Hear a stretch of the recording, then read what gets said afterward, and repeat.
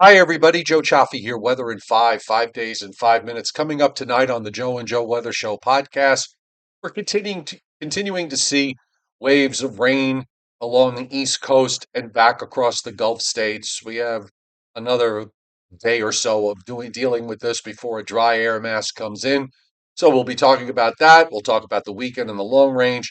That's tonight on the Joe and Joe Weather Show podcast, and that's at 7:30. We're going to probably start a few minutes early tonight, so figure about 7:30 for a start time.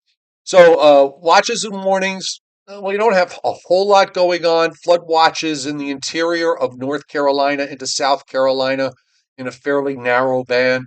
Also along the coastal bend of Texas and a couple of parishes in southwest Louisiana. And we've got various heat advisories and excessive heat warnings and red flag warnings up in the western states and extending even into parts of the northern plains. So we're going to see heat building up in this region next week.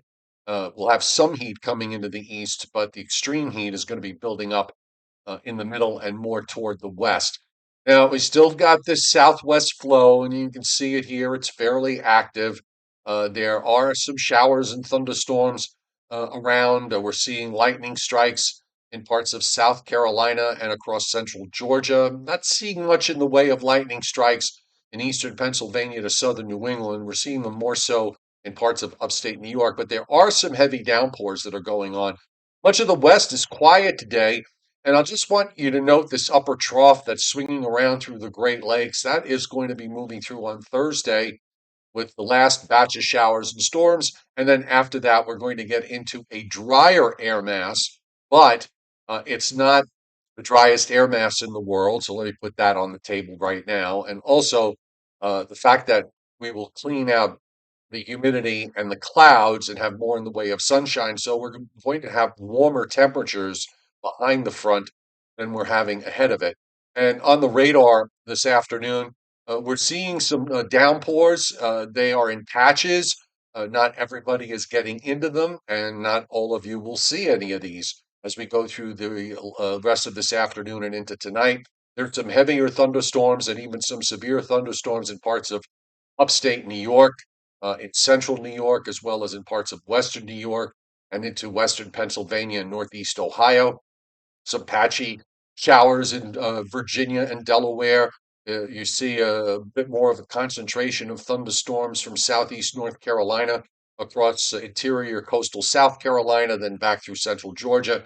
And then it picks up in Alabama, south of Birmingham, down to about Montgomery, and also in Louisiana, particularly in uh, I'm sorry, in northeast Louisiana to southwest Louisiana, and then we've got some showers and downpours just off the coast of Texas that are starting to push their way inland. Not a whole lot going on in the west. We do have some scattered showers and a couple of thunderstorms in the mix there, but not as much as we had yesterday. The Storm Prediction Center has us in a marginal risk of severe weather from northern North Carolina, up the coast through New Jersey and eastern Pennsylvania to upstate New York. It turns into a slight risk from about Albany west southwestward into northwest Pennsylvania and into northeastern Ohio. The marginal risk then extends back through central Illinois and into southeastern Iowa.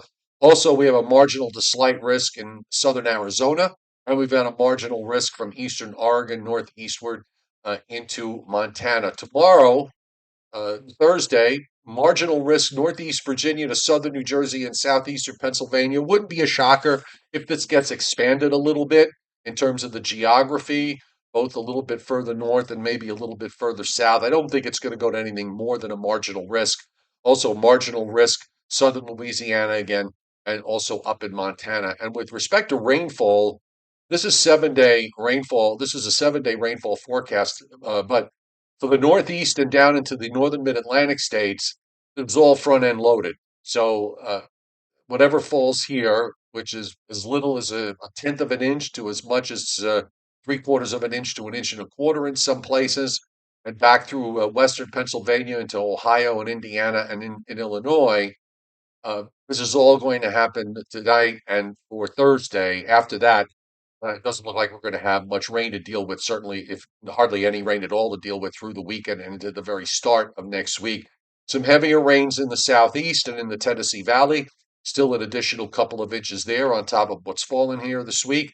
And along the coastal bend of Texas, we see a rather uh, potent area of rain here on the order of 3 to 5 inches or more. And just remember, it is convective, so it would not be a shocker if some areas wind up with double or even triple the amounts forecast, and you could still wind up with some localized flash flooding, which is what WPC is indicating here, with this marginal risk from western Maine southward, and then it turns into a slight risk from southern Virginia southwestward across to North and South Carolina through much of Georgia, back through Alabama and Mississippi. And we have a small area of moderate risk in southeast Texas and in southwest Louisiana. So it's pretty much just a matter of the southwest flow aloft getting pressed down a bit and forced further south. And that's going to happen as we go through the next day or so.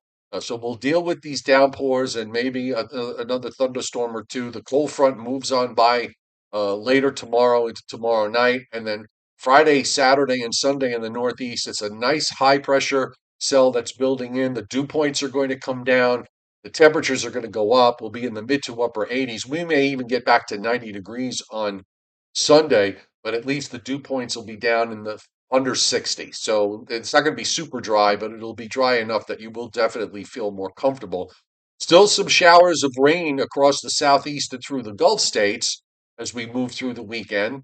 And then next week, as this high goes offshore, with more of a southwest or even a west southwest wind, I expect to see temperatures climbing up into the lower 90s on Monday. Don't think we're going to see the excessive heat because by the time we get to Tuesday, we're going to see an increasing chance for showers and storms as the flow becomes more south-southwest. I think the heat, the excessive heat, is going to be in the plains from northern Texas northward up into the Dakotas. We could see a widespread area of 100-degree plus highs for several days or even longer in that part of the country. So just get through the rain of the next 36 hours or so and the humidity. And then we've got some nice weather shaping up for the last weekend of the month of July. Don't forget tonight, we've got the Joe and Joe Weather Show podcast. That's going to start right around 7:30 or so. So we'll see you then.